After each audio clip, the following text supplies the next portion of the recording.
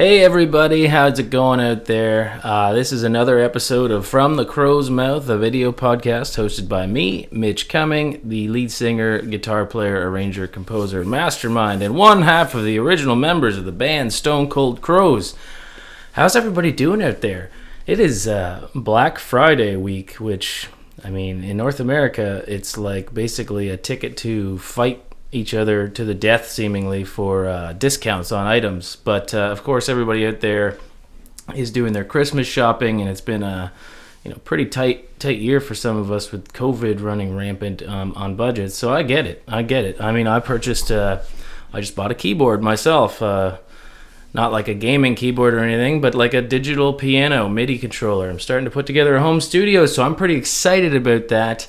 So today we're going to take a little bit of a departure from talking about the songs on our debut album, Original Sin, just with that coming up. And I wanted to talk a little bit about, well, some of our merchandise, and actually not just try and pitch you to buy it, but what kind of thought process goes into our art design, how we test things, why we chose print-on-demand shipping versus bulk orders, all kind of stuff like that. So anyone else who's in a band perhaps out there, maybe this is answers some of the questions that you have, but just for fans as well that are curious as to what goes into all the aesthetic parts of making a band and a rock and roll brand.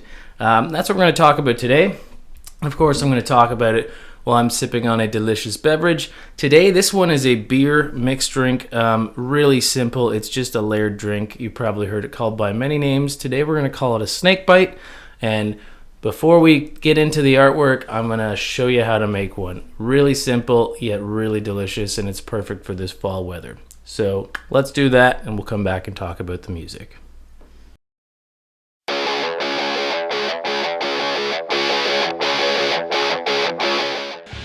On today's Rock and Roll Bartender segment of From the Crow's Mouth, a video podcast hosted by me, Mitch Cumming, lead singer and creative mastermind behind the band Stone Cold Crows, I'm going to show you how to make a delicious fall drink. Really, it's an any time of the year drink, but it's fall here in North America, so we're going to use apple cider as a base, but of course, probably my favorite beer, Guinness. This drink has been called by many names depending on the ingredients that you use. Today we're going to call it a Snakebite.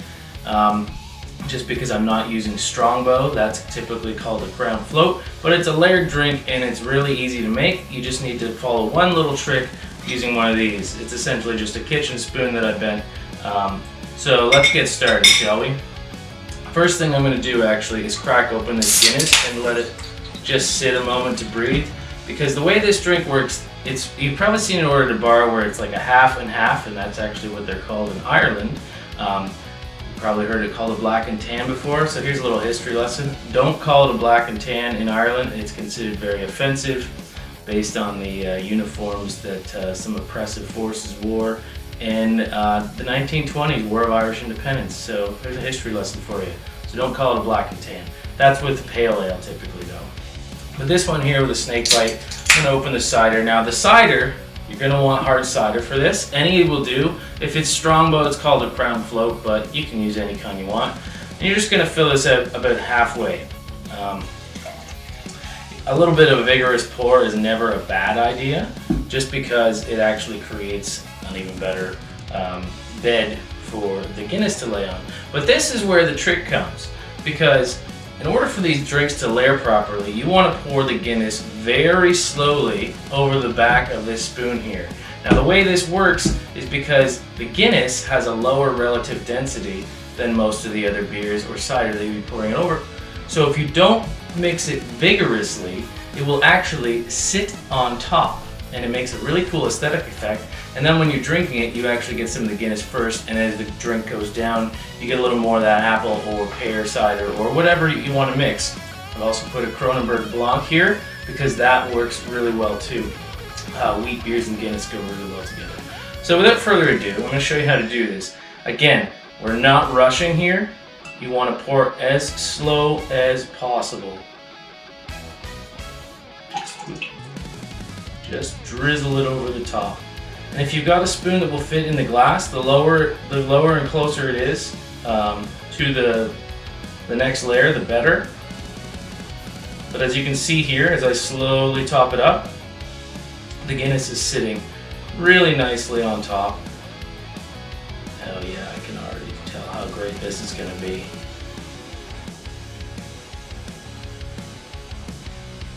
Typically at a bar you'll just do this with a tap, but of course to do it at home, unless you have a Guinness tap system at home, which they're selling now, you're going to want to use a can. So again, be very slow, be very careful. You can just bend any old household spoon to make it a little easier like that for you. And without further ado, as you can see, you have one perfectly layered Snakebite, black and white, black and tan, half and half, whatever you want to call the drink, doesn't matter. I call it delicious, and I can't wait to have a sip of this. So there you go, a simple drink for the end of November here, and I'll cheers, and we'll see you on the music part of the video podcast. Oh yeah.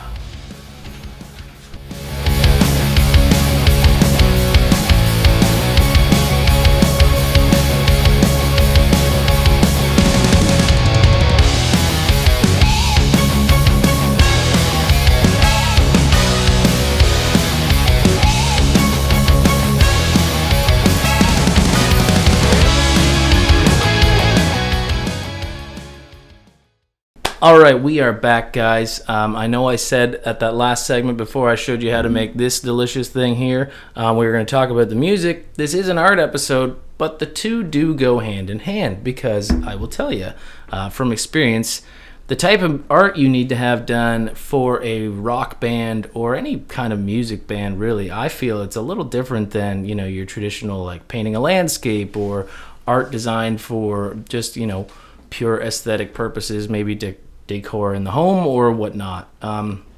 For example, dimensions and what kind of color palette you want to use and how is this art designed to be consumed.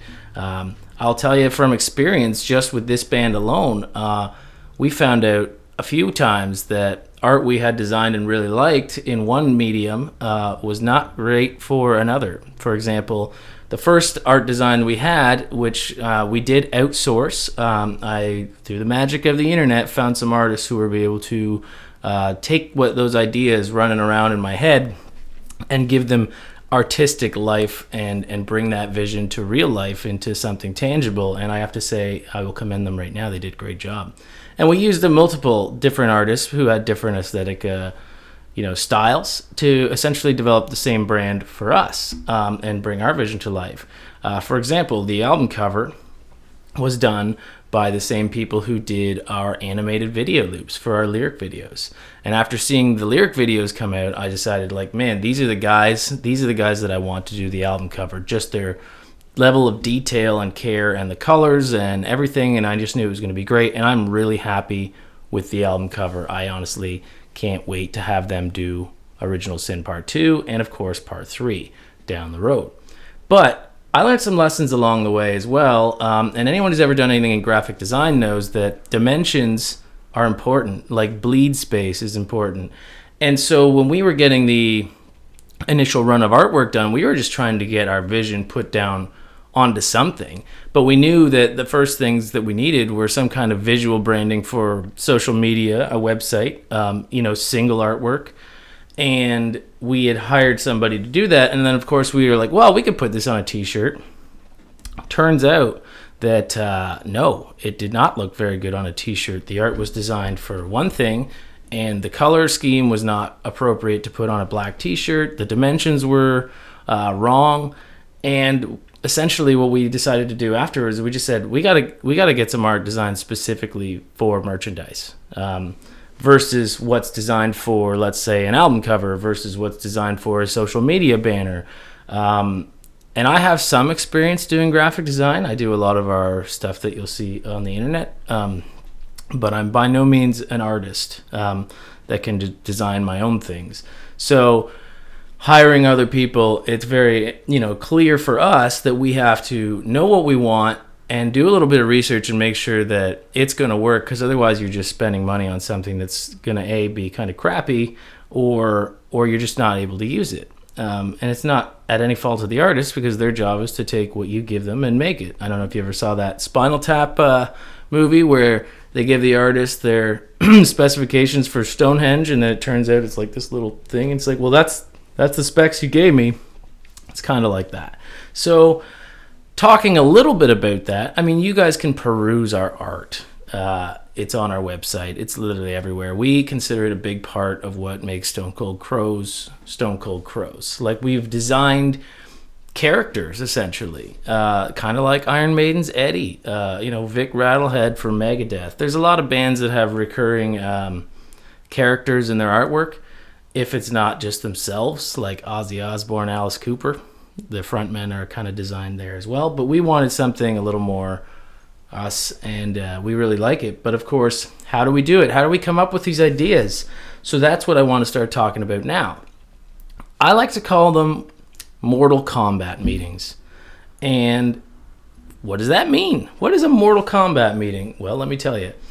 You ever think you play a Mortal Kombat game? In this series, I don't know how many they have out, at least 12 of these video games, a lot of the same characters, but they perform at the end of the match, if you match a button combination to perform a special move, a fatality. And it's this sequence of brutal execution of the other character via the special powers or whatever of the character that you're controlling. But of course, they don't really repeat the same fatalities. So when you've got the character having 2 of these moves per game, and there's, they've appeared in 11 games, like, sooner or later, like, you got to be imagining there's got to be some kind of corporate meeting going down in the studios for Mortal Kombat, where they're just talking about, well, what could we have him do this time? Oh, I don't know, maybe we freeze his legs and kick the legs out, and then, chop him with an ice axe or something for Sub-Zero. And you're like, oh, it's been done, man, come on. So we have meetings like that where we say, what's the purpose behind this artwork? Is there a song? What would be cool?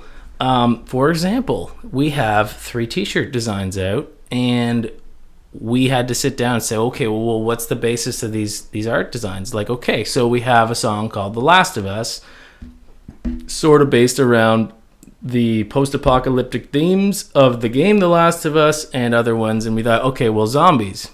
All right, well, we got a song, The Beast I Am.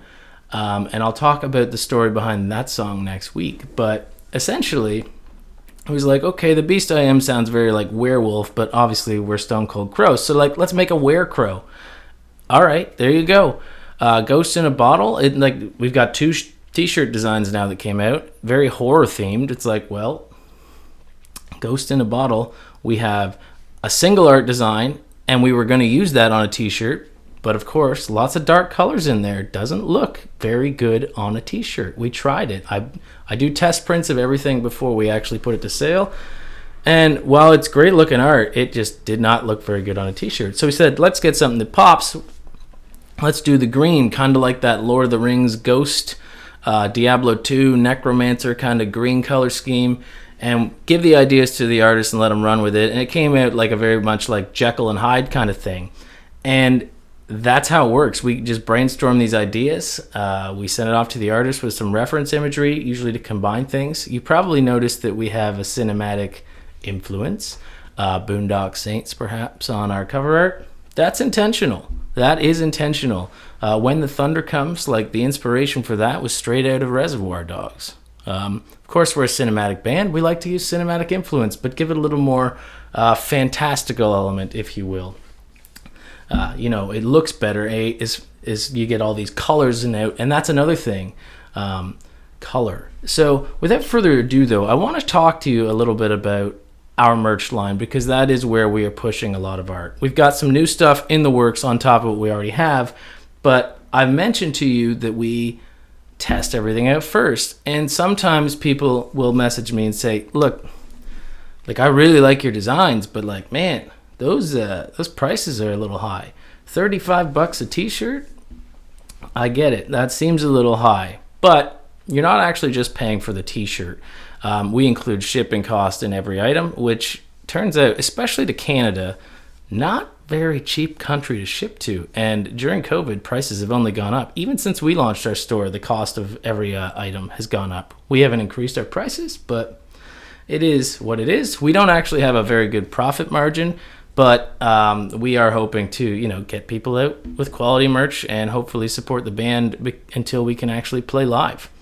But we do include taxes, we include shipping. And I thought, maybe there's a better cost-effective way to get things out for people to purchase our merch. And so I did some research and I tested some other companies. And I want to show you what the results were. I want to show you now. So this first design here, this is Ghost in a Bottle with the company that we go with, Printful. Print-on-demand service. As you can see, the green really pops. The material is really soft, but it's still very durable. It feels great to wear, and honestly, I think all of our designs in t-shirts from them. But I was like, okay, well, if people don't want to pay that, maybe I can find a better provider. And I tried a few other ones out. This is the same design from another provider, a top other provider, actually. The color's faded. The shirt's been washed once and it already started to lose its color. And to be honest with you, it feels like wearing sandpaper at times. It is not soft. It is not comfortable. And the sizing was off, despite the fact that this is a Gildan t-shirt. That's a Gildan t-shirt. Just a cheaper Gildan. We have better ones. So, when people talk to me about price, one thing we decided we want to do, we do not want to sacrifice quality. And especially with art that's colorful, it's designed to pop on a black background, and we want it to, and we want it to feel comfortable. And so we do. So, for example, here's the original design. You've probably seen me wear this in some of the videos. Like, that is something that you're going to go to any other concert and you're going to pay good money for. And I would rather charge people with the shipping and everything included. I would rather charge the price that we do and have people get something they're happy with than cheap out, maybe just slap a logo on something and just try and make a big profit off of as cheap items as we can. That's not the way we're going to do things in this band, and it might take us a little longer to get things going. But that's something we believe in, and we're going to do it that way. And speaking of artwork, you can see these flags in the background. We do sell poster flags. I was a little skeptical at first, but look how big this is.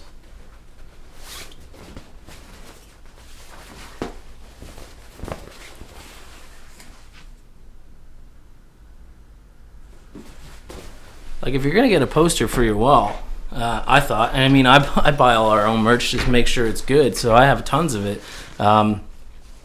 Again, quality control, very important. So why are we going print on demand? Couldn't we just save money by printing bulk orders? Yes, we could, if we think we're going to sell that many.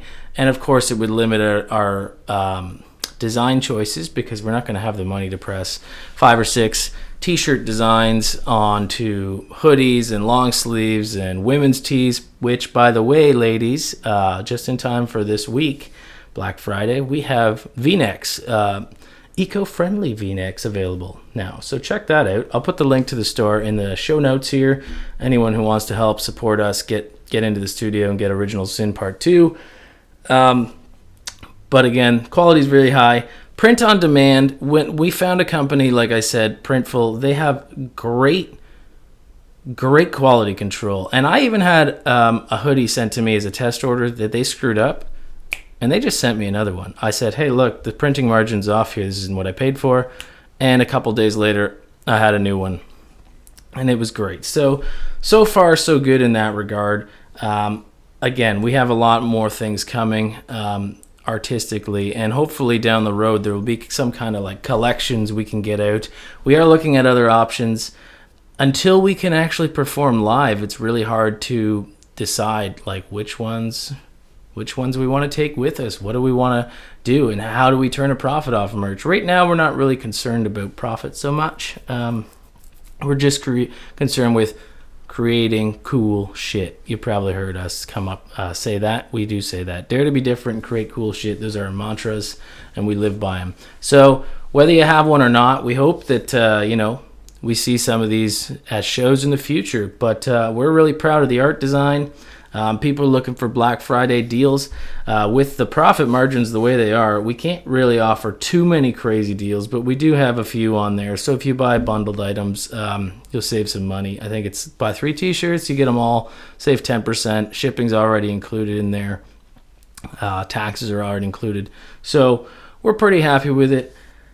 I think I've talked enough about art for one day. This is going to be a shorter episode this week, but next week we'll be back to talk about The Beast I Am, the weird influences for that song, and we'll get back to the music. But enjoy the rest of November. I know it's Thanksgiving this weekend for our American friends down south, so happy Thanksgiving to you guys. And as always, you heard it here straight from the crow's mouth. I'm Mitch Cumming, your host.